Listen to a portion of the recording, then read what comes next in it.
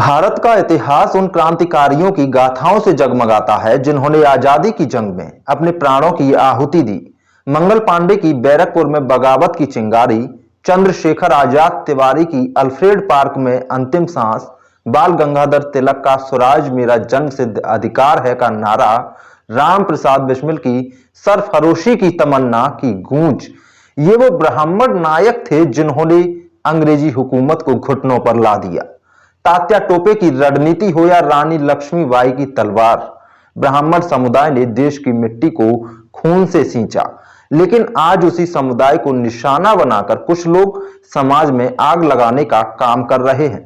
बॉलीवुड के बेबाक डायरेक्टर अनुराग कश्यप और समाजवादी पार्टी के सांसद रामजी लाल सुमन के ताजा बयानों ने देश को एक बार फिर बंटवारे की आग में झोंक दिया है।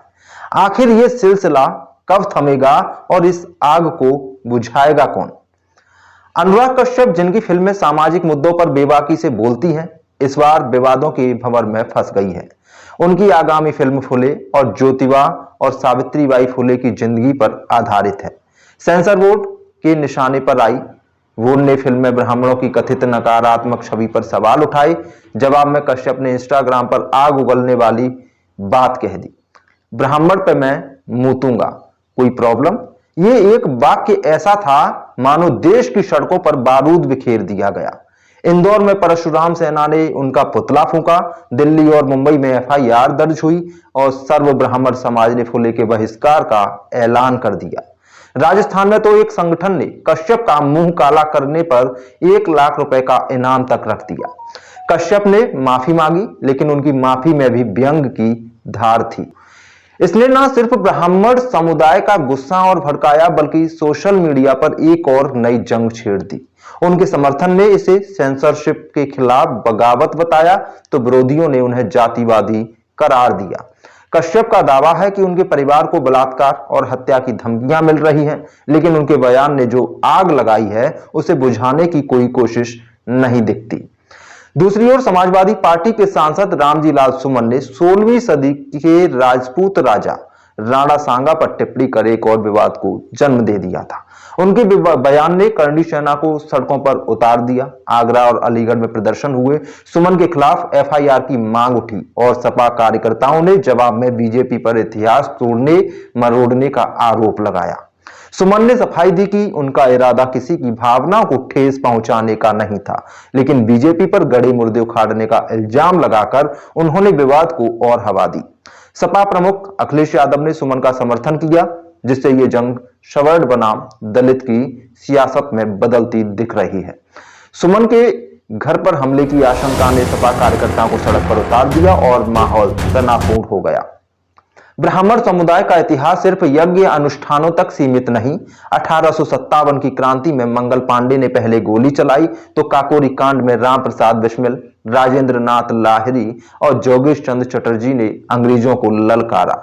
1942 के भारत छोड़ो आंदोलन में कपिल देव चौबे और कुबेर देव जैसे ब्राह्मणों ने, भक्ति आंदोलन में रामानुजाचार्य ने जाति की दीवारें तोड़ी तो हरित क्रांति में डॉक्टर एमएस स्वामीनाथन ने देश को खाद्यान्न संकट से उबारा। लेकिन आज मनुस्मृति जलाने की बात हो या ब्राह्मणवाद पर हमले, इस समुदाय को शोषक के रूप में चित्रित करने की कोशिश हो रही है। ऐतिहासिक संदर्भ में देखें तो औरंगजेब ने बनारस और हरिद्वार में हजारों ब्राह्मणों की हत्या कराई थी और कश्मीरी पंडितों को आतंकवाद के कारण अपना घर छोड़ना पड़ा। क्या यह सिर्फ संयोग है कि ब्राह्मणों पर बार बार निशाने हो रहे हैं? यह विवाद सिर्फ व्यक्तिगत बयानों का नतीजा नहीं है, इसके पीछे गहरी सियासत और सिनेमा का ध्रुवीकरण का खेल है। अनुराग कश्यप जैसे डायरेक्टर सामाजिक मुद्दों को उठाने के नाम पर विवादास्पद बयान देते हैं, जिससे उनकी फिल्में चर्चा में रहती हैं। फुले जैसी फिल्में जातिगत संवेदनाओं को उभार कर दर्शकों को सिनेमा घरों तक खींचती हैं। वहीं रामजी लाल सुमन जैसे नेता दलित और पिछड़े वोट बैंक को एकजुट करने के लिए सवर्ण समुदाय को निशाना बनाते हैं। सोशल मीडिया पर इस आग को और भड़काता है। जहां एक ट्वीट या पोस्ट मिनटों में देश भर में बवाल मचा देता है, जब देश में वक्फ कानून जैसे संवेदनशील मुद्दे सुप्रीम कोर्ट में विचाराधीन है और सामाजिक तनाव पहले से चरम पर है, तो ऐसे बयान बारूद से चिंगारी का काम कर रहे हैं।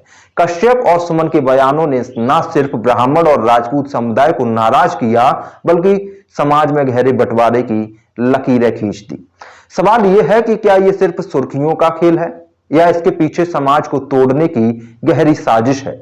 जब मंगल पांडे और चंद्रशेखर आजाद जैसे नायकों ने देश के लिए अपनी जान दी, तो क्या उन्होंने ऐसा भारत देखने का सपना देखा था या उनकी विरासत को विवादों की आग में झुलसने दिया जाए।